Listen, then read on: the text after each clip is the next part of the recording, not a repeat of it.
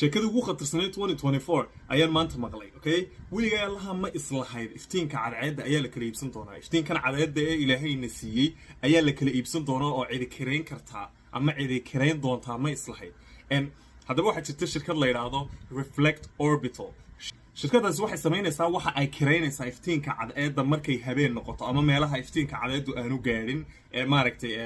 cadceeddu aanay soo gaarin haddaba sidee bay u kareynaysaa waxay sameynayaan orbitka ayaa waxa ay dhigayaan satellites reflection ahaan ay u isticmaalayaan si cadceedda ay meel ugu arki karaan kabacdina waxa aad sameynaysaa oo aad ka dalbanaysaa iftiinkaas mobilkaaga adigoo isticmaalaya ayaa dalbanaysaa oo maaragtay meesha aad doonayso dad lacagta bixiso paymentka aad samayso dhowr minute gudahood baad mobilkaaga kaga dalbanaysaa halka aad doonaysaad maapka ku joojinaysaa iftiinku iyadoo habeenku ah ayuu haddana iftiinku sinaysaa cadceeddii oo reflectionka satellite-ka orbitka la dhigay ayaa iftiinka kuu soo gudbinaya bal markaa video baan idin tusayaa